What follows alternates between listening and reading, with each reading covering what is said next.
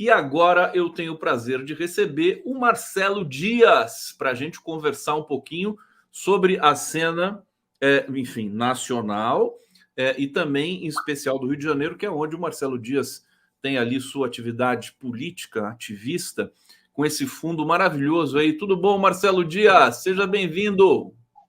Bom dia, camarada Conde. Obrigado mais uma vez por estar aqui no 11 News, conversando com você e com essa galera maravilhosa que acompanha o seu programa. Muito bom receber o Marcelo Dias. Marcelo, deixa eu começar falando sobre o caso Marielle. Recentemente, o próprio Capelli, né, o Flávio Dino, que ainda é ministro da Justiça, né, está passando a bola, o bastão, para o Lewandowski, dizendo que o caso Marielle vai ser resolvido muito rapidamente. Daqui a pouco a gente vai fazer 6 anos, né? 6 anos da execução bárbara de Marielle Franco e Anderson Gomes. E eu queria. E agora a gente teve a notícia de que o executor, o Rony Lessa, fechou acordo de delação com a Polícia Federal. Inclusive, a defesa dele acaba de deixar a defesa do Rony Lessa. É uma notícia que acabou de chegar aqui. Porque ele estava alegando até então que era inocente. E agora ele fez acordo de delação, essa alegação vai cair. Comenta um pouquinho desse, digamos, esse final, né, das apurações sobre esse crime bárbaro que mudou a história do Rio de Janeiro. Conde, Marielle era uma amiga. A última vez que eu estive pessoalmente com Marielle foi na quadra da Portela. Tiramos lá uma foto, tomamos uma cervejinha. Era uma pessoa muito querida. Ela visitou a OAB, a Comissão da Verdade da Escravidão Negra, quando eu fui presidente dessa comissão. E a mãe de Marielle é uma amiga pessoal minha. Ela pertence ao mesmo grupo de juristas negros e negras que eu participo, que é a FEJUM. Dona Marinete nos honra com a sua presença na frente de juristas negros e negras aqui do Rio de Janeiro. Então, uma pessoa que eu tinha um carinho muito especial. E nós precisamos lembrar, Conde, que durante 5 anos, né, o ano que Marielle foi assassinada, que foi o ano da eleição presidencial, que o inominável genocida ganhou as eleições, durante todo o ano de 2018 e até o final desse governo genocida, a Polícia Civil do Rio, as forças de segurança do Estado do Rio de Janeiro, nada fizeram para elucidar esse caso. Foi preciso o governo Lula, através da Polícia Federal, entrar no caso para que aquela promessa do ex-ministro Flávio Dino comece a se concretizar. E nós vamos elucidar o caso do assassinato de Marielle e do seu motorista. Então, é muito gratificante a gente ouvir essa notícia do presidente, do diretor-geral da Polícia Federal, o Andrei, de que até março esse caso vai estar resolvido, como disse o ex-ministro Flávio Dino, que agora vai para o Supremo contrabalançar o conservadorismo, o super evangélico, poderoso evangélico que o Bolsonaro colocou lá. Então, eu pertenço a uma entidade, Conde, um Instituto de Pesquisa das Culturas Negras, que tem uma forte presença na sua direção e na sua história de mulheres negras, como Lélia Gonzalez, como Beatriz Nascimento, que também foi assassinada por ter orientado uma amiga dela a romper com o namorado violador, agressivo, e esse namorado da amiga assassina essa intelectual negra das nossas fileiras. Então, o IPCN tem um compromisso muito grande com a luta das mulheres negras, e nós não poderíamos deixar de estar muito feliz com a elucidação próxima do assassinato de Marielle, filha de Dona Marinette, da advogada Marinette, nossa amiga. Então, isso só é possível porque o governo Lula tem um compromisso com os direitos humanos, tem um compromisso contra o feminicídio, principalmente o feminicídio das mulheres negras, Conde, que nos últimos anos cresceu mais de 30%, enquanto o feminicídio das mulheres negras diminuiu. Isso são dados concretos. Então, nós não poderíamos deixar de estar participando, acompanhando atentamente a delação do Rony Lessa, o assassino confesso, e do motorista que estava dirigindo o carro dos genocidas que assassinaram barbaramente Marielle quando ela saía de uma reunião com as mulheres negras. O ódio que esses milicianos, que esses policiais assassinos têm contra a juventude negra favelada, contra as pessoas que organizam a luta do povo negro nesses territórios historicamente marginalizados, é muito grande. E Marielle era de um território favelado. Marielle era da Maré, uma região, inclusive, que o ministro Flávio Dino visitou em 2023, em meados de 2023, e por isso foi acusado, através de publicações fakes, pela família do genocida, de que ele tinha entrado lá sobre a bênção dos traficantes. A mesma acusação que Marielle morta sofreu dessa extrema-direita, que acusou Marielle, depois de morta, de ter ligação com o tráfico. Então, é essa gente que nós estamos enfrentando. E nós precisamos, sim, saber quem foram os mandantes. Os mandantes, não foi só um. Do bárbaro assassinato de Marielle, porque existe, no estado do Rio de Janeiro, muitas Marielles sendo mortas todo dia. Muitos jovens negros sendo mortos todo dia. Semana passada, o camarada Rumba Gabriel, uma das principais lideranças negras da favela do Jacarezinho, uma favela com cerca de 70, 80 mil moradores, uma favela majoritariamente negra, nos relatava os dias de ocupação da polícia militar e do tiroteio que pessoas estavam sofrendo por parte da polícia militar, mandou fotos de jovens negros assassinados, mãe desesperada, gritando, desmaiando, e as meninas negras se manifestando, Conde. Se manifestando, enfrentando os policiais que de fuzil na mão dava tiros de fuzis para o alto para intimidar aquela população negra favelada tão massacrada pelo Estado genocida, primeiro do governador Whitson e agora do Cláudio Castro. Então, resolver essa situação, assassinato de Marielle, é um alento para que a gente também possa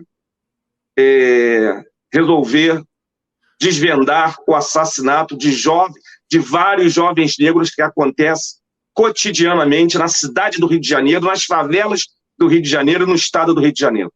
Ô Marcelo, deixa eu só pedir um favor para você, antes da gente seguir aqui. Você consegue mexer na sua câmera de vídeo? Se você puder ficar um pouco mais centralizado e mais alto, você pode mexer a cadeira. Você consegue abaixar a câmera um pouquinho? Se não der, tudo bem. Não consigo não, Conde. Não consegue? Então tá bom, assim já melhorou. Assim já melhorou, querido.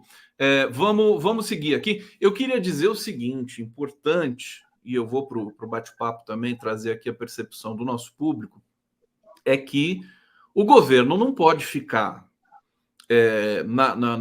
nas pessoas e nas instituições do Ministério da Justiça, dizendo que vai desvendar o crime, que vai desvendar o crime, que vai desvendar o crime, e não apresentar nada, né, Marcelo Dias? Isso é uma coisa, né? As pessoas ficam assim, quando alguém diz assim, rapidamente vai ser, e nós já estamos há 6 anos. Quer dizer, tem que ter respeito também pela família, pela dona Marinette, né? Pelo pai da Marinette, por todo mundo, e pela opinião pública. Quer dizer, se você tiver uma coisa concreta, acho que você pode dizer, olha, em 2 semanas nós teremos uma resposta. Eu acho isso um pouco temerário. Só para complementar, o que você acha dessa observação? Correta. Mas a gente tem que levar em consideração também, Conde, que durante todo o ano de 2018, de março até dezembro, e mais 4 anos do governo do Inominável, foram 4 anos e 7 meses que nada aconteceu. Rony Lessa foi preso 1 ano depois, em 19, no início de 2019. E só agora, nesse governo, no governo Lula, que o caso está para ser desvendado. E tem um prazo. E tem que ter um prazo. Esse prazo é março. Como você muito bem disse, a filha de Marielle exige uma resposta, uma adolescente que viu sua mãe ser barbaramente assassinada. A mãe e o pai de Marielle. A Aniele Franco, a nossa ministra da Igualdade Racial. As suas assessoras, ela tinha 3 assessoras, entre outras, que se elegeram deputadas estaduais. Todas 3 negras, todas 3 faveladas. Se elegeram para dar continuidade à luta e ao legado de Marielle Franco. Então, realmente, nós precisamos e estamos esperançosos de que, brevemente, esse caso seja desvendado. Marcelo Dias aqui no 11 News. Eu vou trazer comentários aqui do nosso público agora. Vamos lá, deixa eu pegar aqui. Deixa eu só tirar a legenda para ficar mais claro para todo mundo. O Marcílio Lourenço está dizendo aqui. Fala, Marcelão! Um abração do Marcílio do Brás de Pina. Se essa possível delação do Rony Lessa conseguir complementar a denúncia da ex, do Flávio, aí sim podemos ter a conclusão. Está falando do Flávio Bolsonaro? Tem uma delação, tem uma denúncia da ex do Flávio? Não estou sabendo especificamente disso. A gente agradece aqui a dica do Marcílio. Vera Muniz, excelente live, Conde. William, aumente seu áudio, Conde. Alguém disse aqui que o áudio estava desproporcional. Por favor, digam para a gente se está legal agora o volume do áudio do Marcelo Dias e o meu volume. Às vezes a gente tem esse problema. Ossos do ofício, são ossos do ofício, né? Que a gente tem aqui na programação que a gente faz na nossa operação. Tânia Alves, muito simplesmente bacana ouvir pessoas compromissadas com a verdade e com a clareza. Marcelo, vou pedir vênia para você. Muita gente tem aqui perguntado para mim, cadê o José Arbex? Cadê o José Arbex? E as pessoas estão agoniadas. E eu não vinha falando sobre isso porque eu estava esperando dar uma boa notícia para vocês, mas, infelizmente, primeiro dizer o seguinte, né? O Zé Arbex, professor da PUC, né? Ele tirou uma licença da PUC e ele vai ter, se não me engano, 1 ou 2 anos sabáticos. Então, ele vai aproveitar para viajar, para fazer umas coisas dele. E ele não está podendo vir aqui conversar com a gente. Eu convido, né? Eu tenho falado com ele, falado não, né? Eu tenho mandado mensagens para ele. Eu diria que é importante, se alguém ligado ao Arbex estiver assistindo essa live, diga para ele, fala para ele voltar aqui. O público sente falta dele, eu também sinto falta dele, para a gente conversar, um momento importante. O Arbex tem um conhecimento tão grande sobre Gaza, sobre a questão da geopolítica internacional, né? Então é importante, eu acho que trata-se também de um serviço que a gente tem a responsabilidade de fazer. Então, se alguém estiver, eu sei que muitos amigos do Arbex assistem aqui o nosso trabalho, diga para ele, né? Para que aqui tá aberto para ele vir a hora que ele quiser. E o público está pedindo muito. Eu vou até colocar aqui uma coisa que talvez ele não goste que eu faça. Olha aqui o e-mail do Arbex. Entupam a caixa de e-mail do Arbex, falando para ele, volta lá para o condão, Arbex. Deixa de ser egoísta. Jarbex Júnior, tudo minúsculo, @gmail.com. Façam um apelo para ele e não façam mais para mim, por favor. Que eu não aguento. Ô, Marcelo, você conhece o Arbex, né? Acompanho aqui sempre ele no teu programa, acompanhava, né? Uma figura extraordinária. Puta intelectual. Né? Então, eu não sei o que aconteceu. A gente tem divergências, convergências, tudo mais. Eu tenho imenso respeito, reverência pelo Arbex. E ele, enfim, me abandonou aqui. Se pelo menos ele fosse para outros programas, para as pessoas poderem saciar o seu apetite para ouvir o Arbex, né? Menos mal. Mas, enfim, vamos continuar aqui com o Marcelo Dias. Marcelo Dias, você deve ter visto um trechinho do Genuíno aqui, antes de entrar, e o Genuíno ele fez um comentário sobre a questão do genocídio em Gaza, relatando de que há um boicote com relação a algumas empresas, né, israelenses, feitas até pelos próprios judeus israelenses nos Estados Unidos e tudo mais, que são críticos ao Netanyahu e ao que está acontecendo em Gaza. E ele sofreu ali uma perseguição da mídia e tudo mais, e da CONIB, que é a Confederação Israelita do Brasil, que é bolsonarista, né? Que todo mundo sabe que é bolsonarista. Como é que você está vendo a situação e, em especial, a denúncia que a África do Sul fez na Corte Internacional de Justiça, acusando Israel de cometer genocídio em Gaza?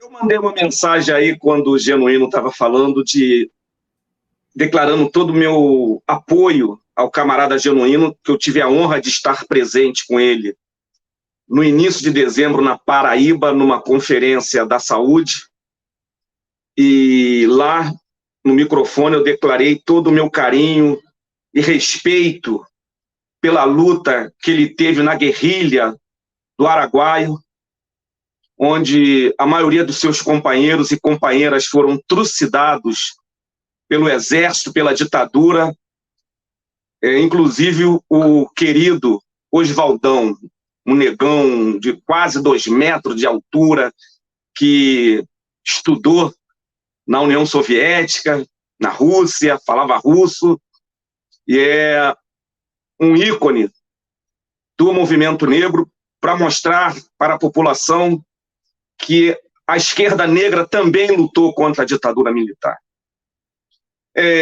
Eu aplaudi entusiasticamente a posição da África do Sul e de outros países, como a Colômbia, do corajoso Petros, Gustavo Petros, presidente da Colômbia, que se levantaram contra o genocídio que Israel está praticando na faixa de Gaza e na Cisjordânia.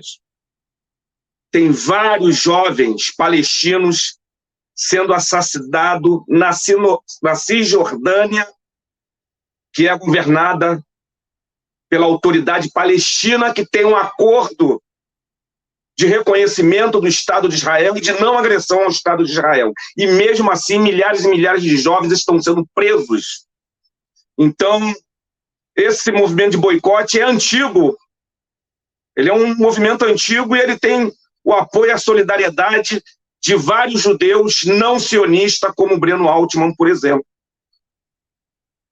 que é um judeu de esquerda, de uma família tradicional de esquerda. Eu ouvi, aqui você recebeu o Breno, e ele contando que seu avô lutava contra a criação do Estado de Israel, um Estado judeu. O seu pai e ele continuam essa tradição, está sendo processado, perseguido pelos judeus de direita, sionistas, que são racistas, inclusive com os próprios judeus negros, Conde. Na década de 80, Israel fez uma operação na Etiópia, na África, onde milhares e milhares de judeus etíopes foram levados para Israel. Não sei se você lembra dessa operação. E eles lá são tratados como cidadão de segunda categoria. Os judeus da Etiópia, que hoje vivem em Israel. A África do Sul tem uma dívida com os palestinos. Porque os palestinos, Conde, lutaram contra o Estado de Israel quando o Estado de Israel fornecia armas ao regime do apartheid. O regime que manteve durante 27 anos Madiba, Nelson Mandela, nas masmorras das suas prisões. Há um boato, que eu não sei se é verdadeiro, que Israel negociava um acordo nuclear com o regime do apartheid na África do Sul.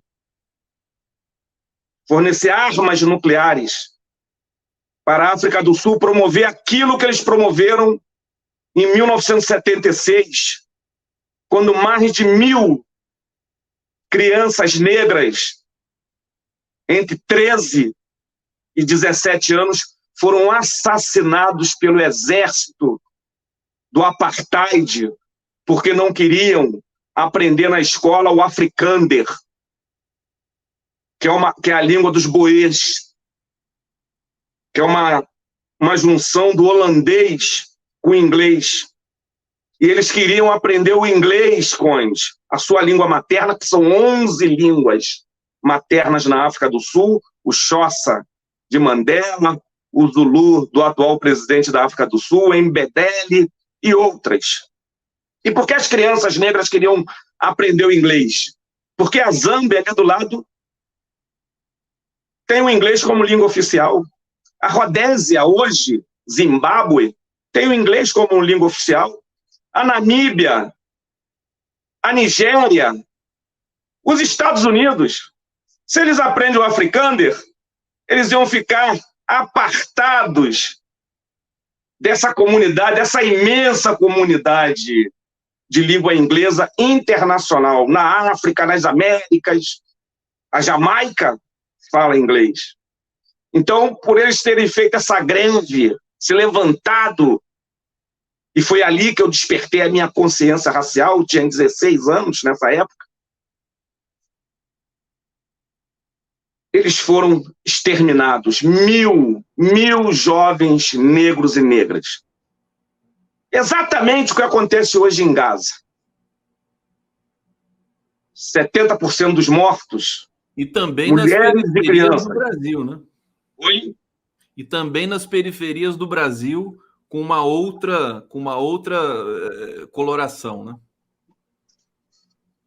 O Brasil é o país que mais mata jovens, mata mais jovens negros no Brasil do que países em guerra, Conde. Sim. Então é toda uma ligação internacional. A luta contra o genocídio, contra o extermínio, é uma luta internacional. Ela não pode ficar restrita a um país. Enquanto existir o capitalismo, como dizia Malcolm X, vai existir o racismo, e enquanto existir o racismo, vai existir o apartheid, a violência.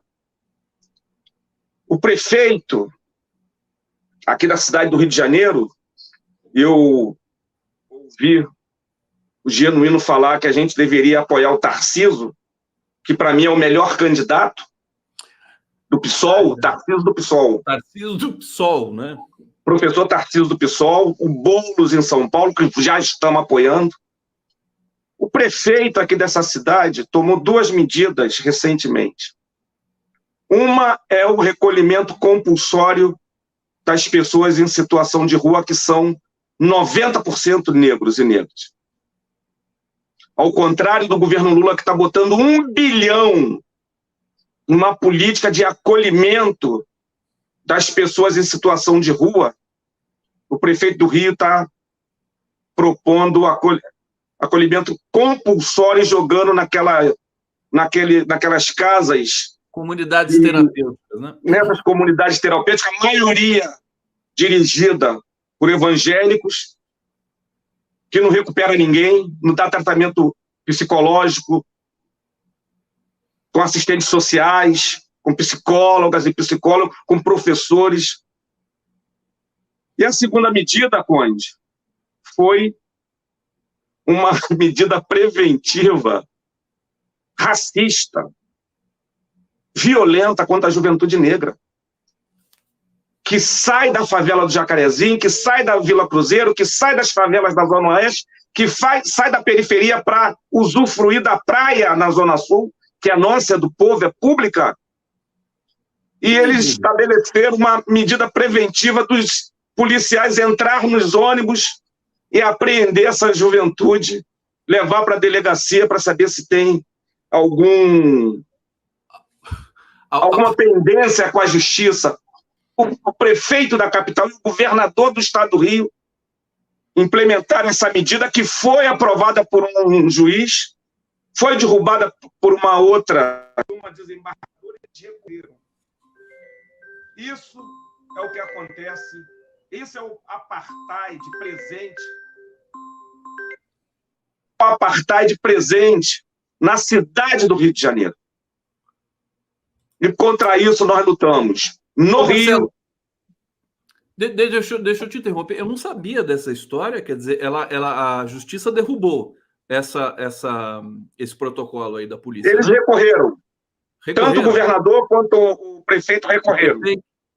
Eduardo Paes, por favor, a gente, quer dizer, tem o Eduardo Paes como um moderado, não pode ter uma iniciativa racista dessa natureza, pelo amor de Deus. Ô Marcelo, a gente está aqui, tão bom ter o Marcelo com a gente, o pessoal agradece aqui no bate-papo a sua presença, Marcelo, e eu estou tentando convencer o Marcelo para vir toda semana aqui.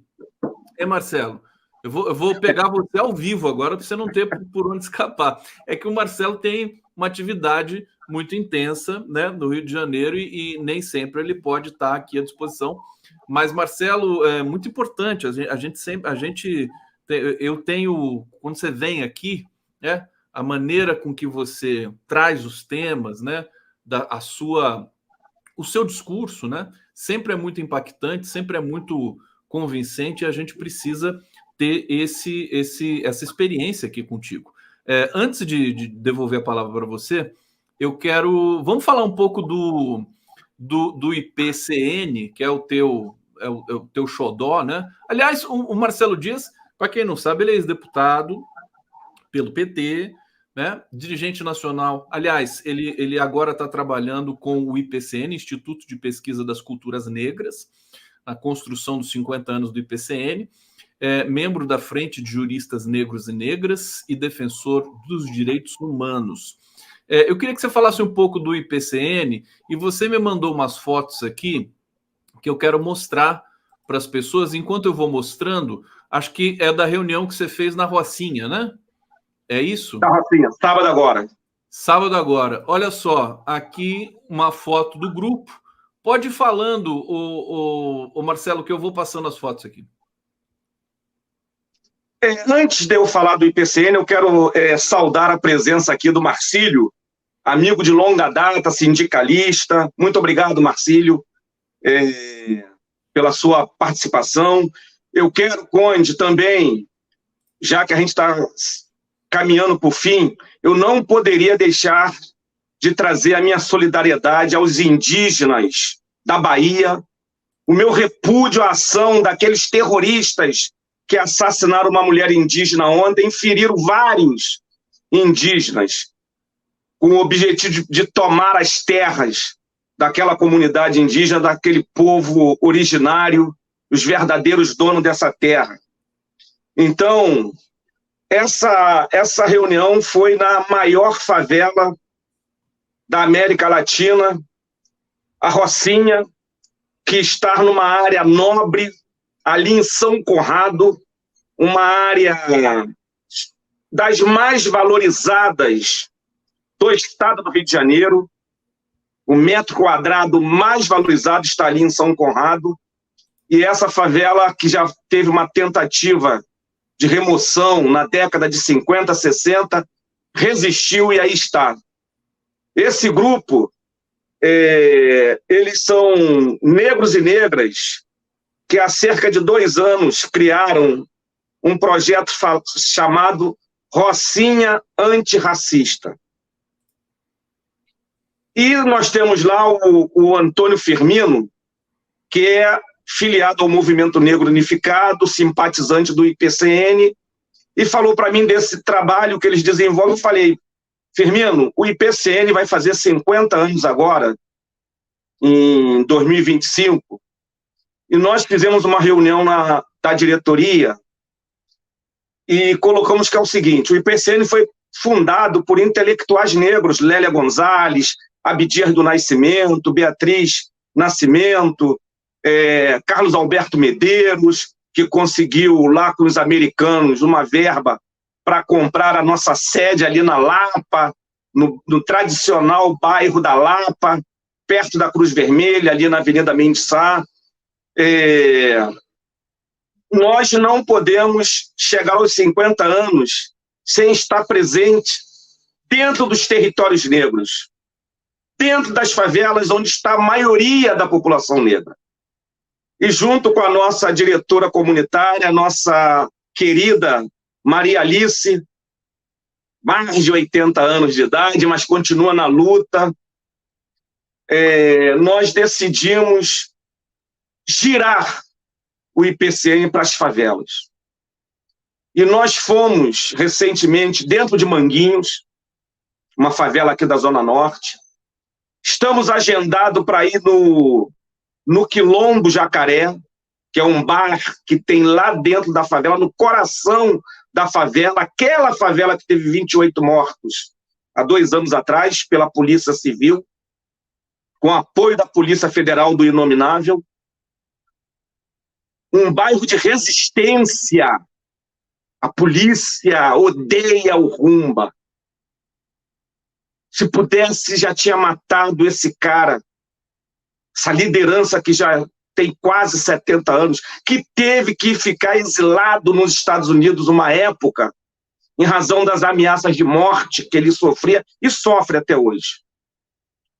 Um cara muito corajoso. E sábado nós fomos lá na Rocinha. Ouvimos uma história extraordinária. Fomos convidados para voltar. Ficou decidido que de 45 a 45 dias esse pessoal vai se reunir e nós estaremos lá conversando com eles sobre o racismo, porque não são militantes, é histórico do movimento negro. E eles têm vários projetos. Um deles me chamou muita atenção. No ano passado, a Rocinha, no ano passado, foi a favela que teve mais feminicídio, Conde. Mais morte de mulheres. Pelos seus namorados, amigos, amantes. E teve uma manifestação no dia 8 de março do ano passado, na Rocinha, contra o feminicídio. Acabou a passeata, um grupo de homens, todos moradores da favela, se reuniram e falaram, gente, a gente não pode só estar participando de passeata, declarando de boca a nossa solidariedade, mas nós temos que intervir nessa história. E eles criaram um grupo chamado Homens em Ação. A última reunião que eles fizeram, Conde, teve 56 homens da Rocinha. Mulher não participa, só homens.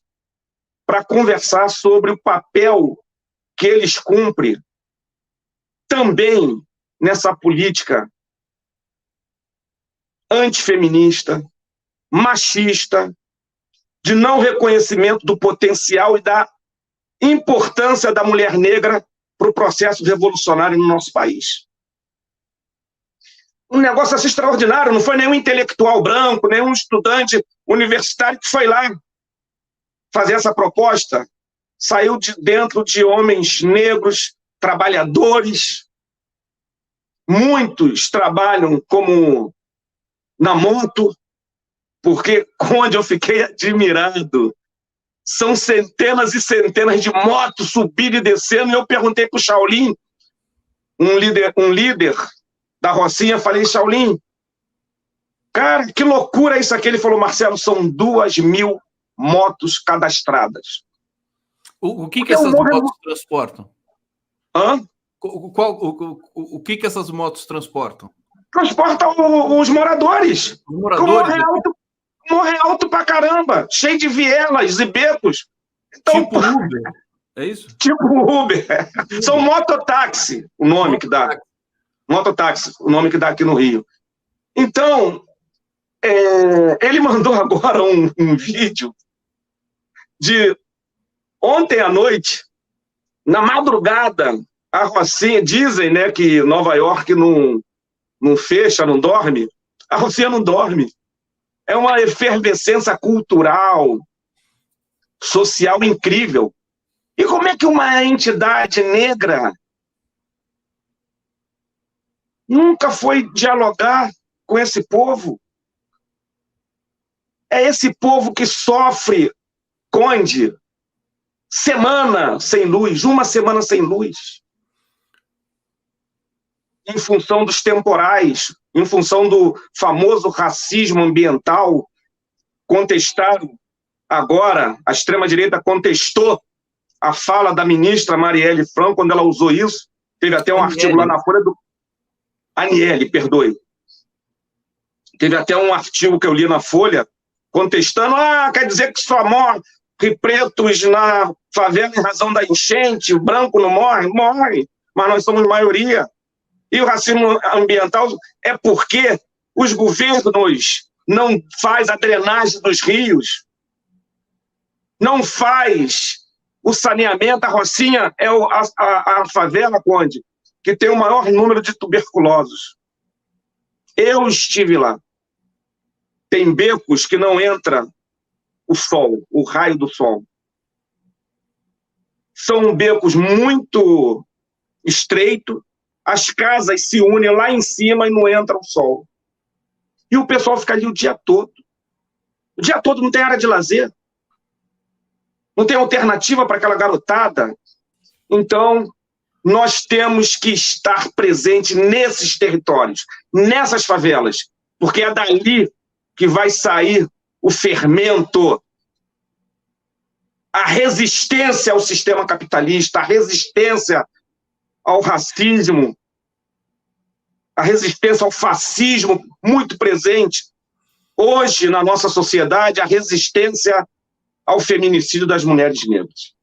Que fala importante do Marcelo Dias. O pessoal está aqui batendo palma no bate-papo. Você está trazendo um conjunto de informações que correntemente não são distribuídas. A gente não fica sabendo agora essa questão das motos, do que acontece, da luz do sol na Rocinha e tudo mais. E é desses, eu concordo plenamente com você, eu sempre digo aqui nas minhas reflexões, junto com o público aqui, super qualificado aqui do nosso coletivo, que da periferia que saem as soluções para o país, né? Das comunidades, né? Eu converso muito com o professor Adair Rocha também, que em breve vai estar aqui conosco, pessoal, o Rumba, quero conversar com o Rumba também, que é a referência total, e eu acho que a gente precisa, enfim, ir com muita força nessa pauta, viu, Marcelo Dias? E eu quero que você volte aqui para trazer mais uma vez e também me indicar alguns nomes do IPCN, né? Para a gente fazer esse debate de maneira contínua aqui no nosso coletivo. Marcelo Dias, não preciso nem dizer que eu estou sempre à disposição, sempre pronto para qualquer coisa que você precisar e sempre pronto também para te receber aqui, porque você é muito querido por todos nós. Agradecer imensamente sua presença aqui e depois a gente conversa para já agendar uma volta tua aqui. Obrigado, querido. Muito obrigado. Eu que agradeço.